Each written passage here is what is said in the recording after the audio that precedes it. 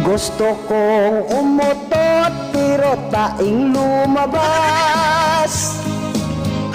Problema ko pa naman, ang brief ko'y daming butas. Problemang inabot ko, masakit pa ang tiyan ko. Nadali na yata sa langka na kinain ko. Kay hirap talaga kung matakaw kumain. Tiyan mo lang lalaki, ngunit ang payat pa rin.